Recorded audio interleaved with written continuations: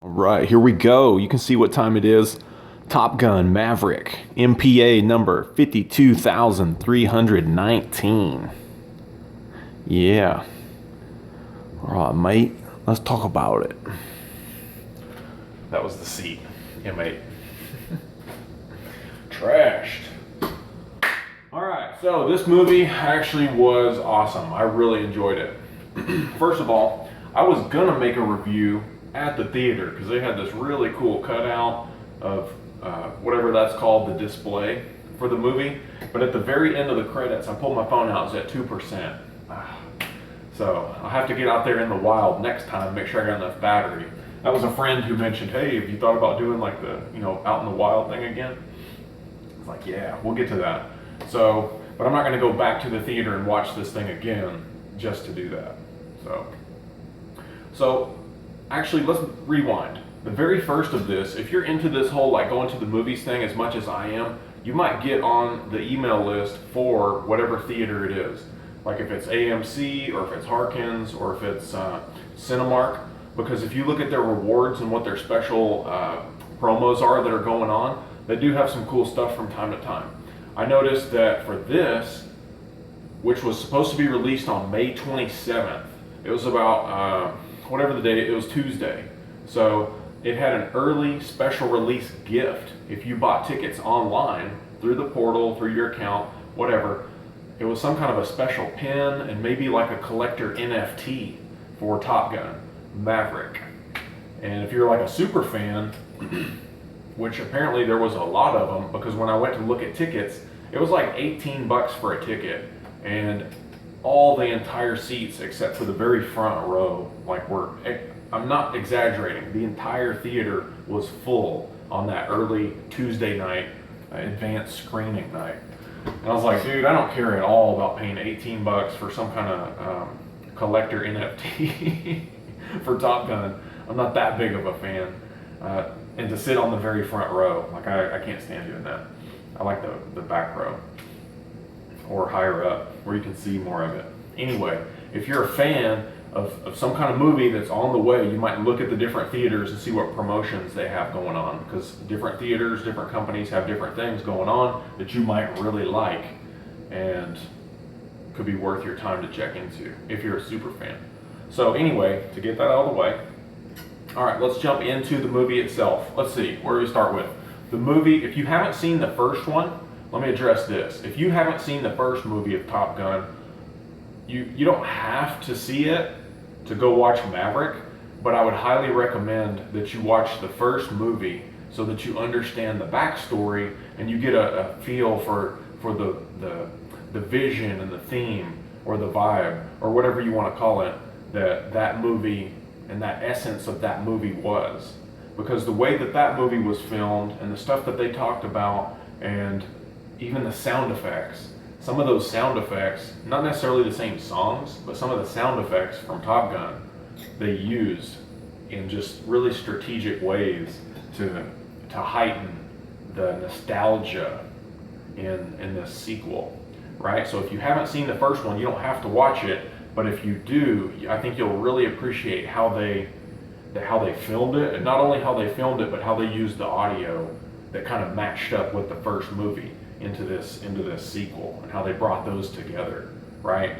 And I thought that was really well done as far as the filming, the sound, and just that nostalgic kind of feeling that they had brought back from the first movie. Because I actually just watched the first movie maybe a week ago because I knew this was about to come out, so I was like, okay, I couldn't remember exactly what happened. It's been a long time. I mean, that movie was it was like 86, I think.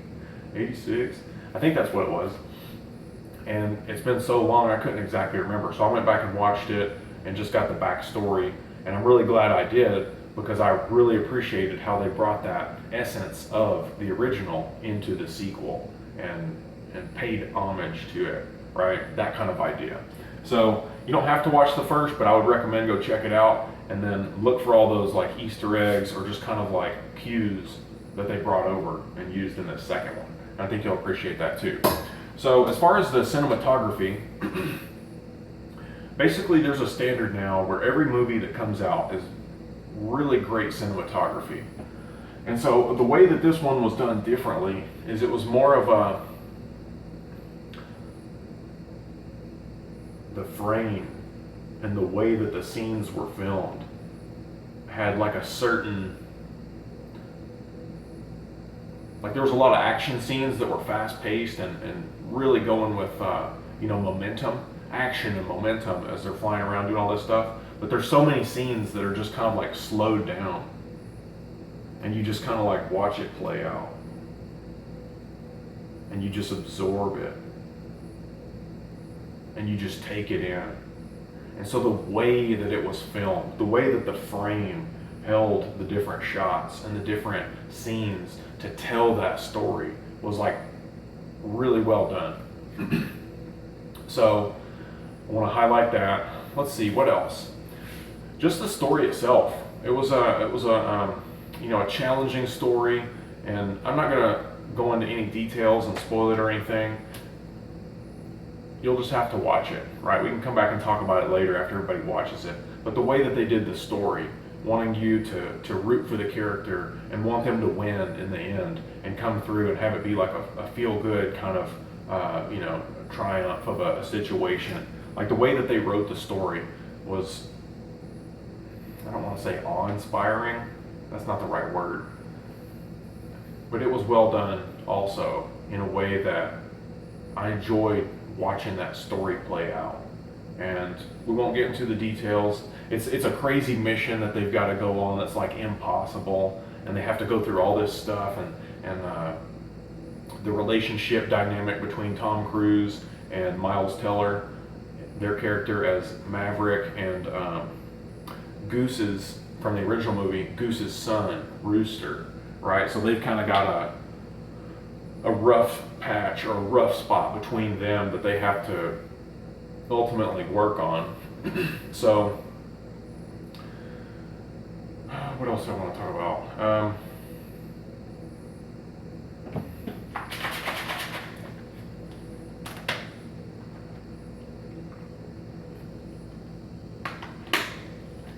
Story, the cinematography, the challenge, the impossible challenge that they have to overcome, the relationship challenge that Maverick and Rooster have to overcome. And then there's also the relationship dynamic where they throw a romance in there, type of just a part of it, right? And I really enjoyed the motorcycle work where there's this girl, Penny, that he's talking with and that he connects with, and the way that it shows him, like he gives her a ride home on his motorcycle, and just as like a gentleman, he's not like, first of all, they don't have any gear, okay, which I know it's Tom Cruise and like he's in the Mission Impossible, like doing crazy motorcycle stuff, no helmet, no gear, no nothing. I really can't stand it, but I get it, it's a movie. I was talking with a guy at church the other day, he's like, yeah, I used to ride and I didn't wear any gear because it was uncomfortable. I've just seen too many things where it's like people getting hurt, or just, I hurt my hands recently on some rope burn and I couldn't use them for 2 weeks. I can't imagine having even a 30 or 40 mile an hour, no gear, slide across the rocky or like asphalt concrete pavement that maybe grinds your skin off somewhere to the bone. I can't stand the thought of that, so I will take a stand as a motorcycle gear advocate.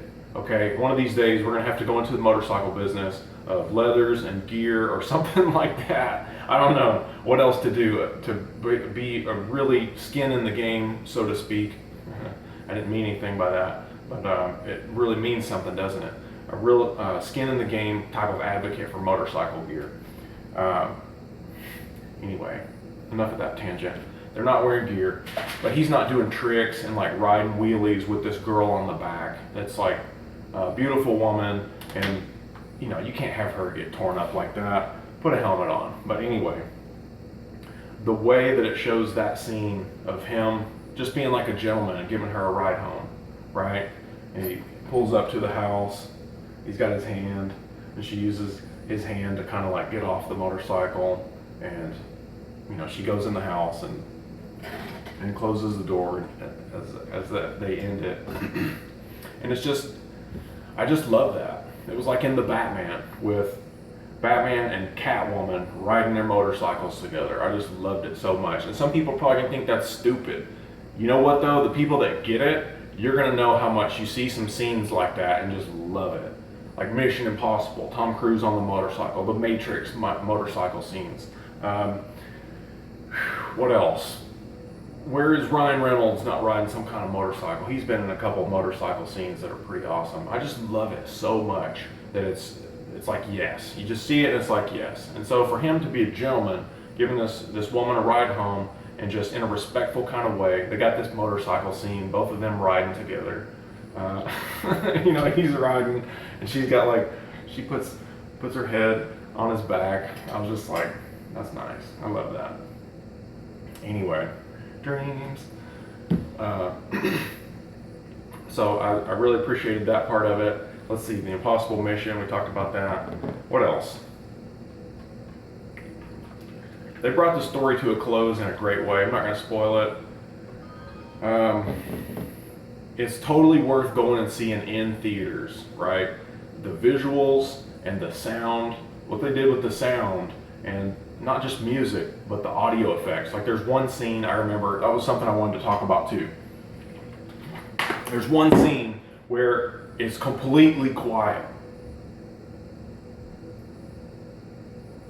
And he goes to hit the thrust and the afterburner and the boost, and it's just like...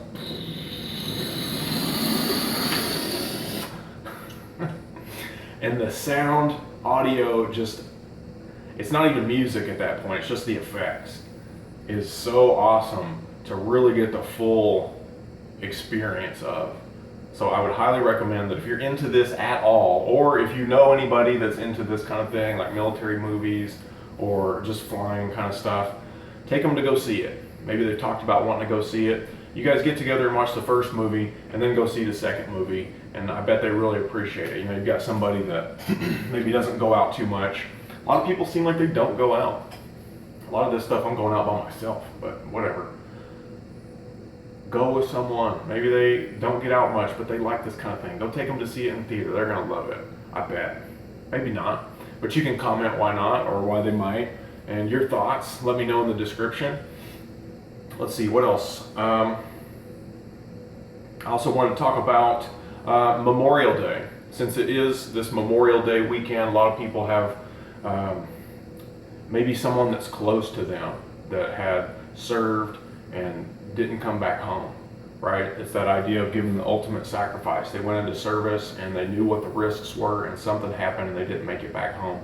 So this is a prayer, maybe a moment perhaps for all the families out there that have lost someone for this Memorial Day weekend.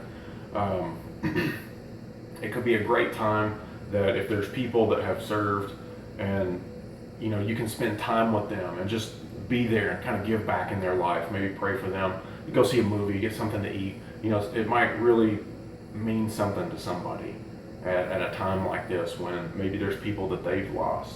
A lot of veterans that I've spoke with have lost, I don't know how many people that were close to them. It's different for each person you talk to, but if someone has lost someone that was part of that brotherhood idea, that was close to them in their unit or whatnot, it could be a great time to just be there for somebody during this holiday when it stirs up those memories of who it was that was close to them. So a prayer that I saw, actually, I shared this yesterday. Matthew 6:21. As we remember and show our respect and honor the people that have served, let's also remember what Christ has done for us too, setting us free, because his sacrifice is literally the salvation for your soul. Not only to set you free from sin, yet for like an eternal kind of thing, but like while we're here, to give you peace and joy and comfort and just freedom in your mind and your soul and your spirit, your thoughts, your body, all this, everything that makes up your being, right? Christ died for us and for you, and let us remember and consider what our true treasure is with God, with Jesus, and with His Holy Spirit to guide us with discernment and wisdom to do the right thing by God and by others in this life while we have this opportunity to live. And I'm thankful for the freedom that we have, like here in America, for that very purpose, that we can be free in a land and we can praise and worship God and say thank you. Because as we consider what our true treasure is, it's like Matthew 6:21 is, talking about your treasure, and that's where your heart and your thoughts are. Look at what your treasure is, what you really consider treasure. It's like, is this your treasure? Is that where your heart and your thoughts are? I like this, but this isn't my treasure. My treasure is with Christ and with His Holy Spirit, with a connection with God and that relationship. And the other verse that goes right along with it that I saw was Proverbs 4:23. That's what it was. And it's guard your heart. Like several different translations could be guard your heart. Like above all else, guard your heart. Keep watch over and be aware of what's going on with your heart, and just guard it. For out of it and from it flow like springs of life. For it is the source of life and your thoughts. One of those translations said something about your thoughts. So it's kind of like your heart and your thoughts are something to guard, right? Because the enemy's going to try to take your peace. The enemy's going to try to get you stirred up, get you down on yourself, against yourself or against others, and try to put this clash and this negative bunch of trash on us. Yet we can rebuke all that in Jesus' name, and all these thoughts we can take captive with Christ. I don't remember the verse for that. I have to look it up. But we can take all these thoughts captive that the enemy tries to send our way and lift them up to Christ, so that what we're left with is His Word that heals us and encourages us and restores and refreshes us. And so let us guard our heart for our true treasure with Christ. And I pray that for everyone here, everyone's family, everyone's network that you're connected to, of all the people that you could ever be connected to, with your family, your friends, any kind of relationship that you've got, acquaintances, random people you run into. May you just be guarded and guided in Jesus' name. That's my prayer for you and whoever it is that you're connected to. Let's see. I wanted to wait till the very end as far as any kind of commercial stuff. The analytics show that people don't watch this very much. They watch about a minute or two, maybe 3 minutes, and they bounce. So whatever. If this is 10 minutes, I don't really care. I'll put the commercial at the end. We got all the value up front. Now let me ask for your consideration of if I share a link to maybe the first Top Gun or the second Top Gun once it's available to watch, or some kind of cool merchandise that's related, may you just consider using the affiliate link that, full disclosure, full transparency, an affiliate link to that, because if you click on that link, it's not going to charge you anything more. It's just taking a slice of Amazon's profit and sending it my way, which helps support the channel. So far, it sounds silly to comment on, but you know what? Transparency. I've recommended one thing where someone purchased a book and got a 48-cent commission, and I was so excited by that because I don't have 1,000 subscribers or 4,000 watch hours yet to monetize the channel.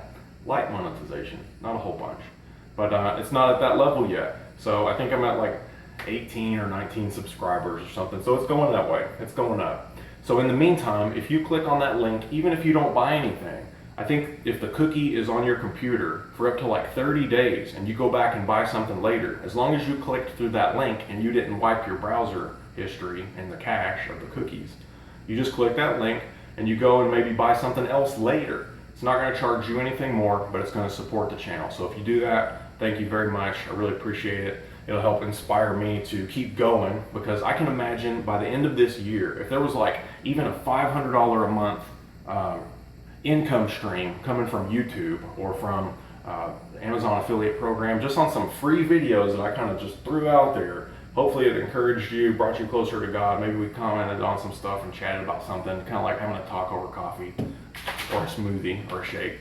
Just having a chat with some people, and you got something out of this, then by the end of the year, if there was something, like even a $500 income stream coming in, some way or another, that would totally like change my life. No front. That would change my life at this point, to have that money coming in and be able to build beyond that and scale it. And this is just a side project. So I mention that because if I can do this, I can also inspire you and encourage you to go do this too. You've got something that's on your brain, that's in your soul and your spirit, your gifts, your strengths that you are passionate or fired up about that you might do, and you could go do that yourself as well. Go make a million videos talking about what the heck ever. Share some affiliate links. Let's talk about God and grow stronger in that relationship with Him. And if we could be set free financially at the same time and have a whole bunch of people giving back, what kind of world would that look like? If we were all building each other up instead of tearing each other down. If we got our finances in order, we got our life in order, we got our relationships in order, and we have fun and go make movies or music and all kinds of cool stuff and go adventure mode in this life, right? That's a world I'd love to live in and I'd love to build towards living in. And so if I inspire you, then hey, that inspires me. So it's a cycle, right? We're gonna keep it on the up and up, on a positive, like upward mode. Anyway, I'm gonna go ahead and stop this. It's probably way too long. If you watched all the way to the end, God bless you. If you went through the affiliate link and bought some stuff that supported the channel, Lord bless you as well. And if not, Lord bless you anyway. I hope you got some, oh yeah, screenshot. Hope you got something out of this, and I'll see you on the next one. All right? Peace. Let me know your comments. Oh wow, 21 minutes. Wow. 21:27.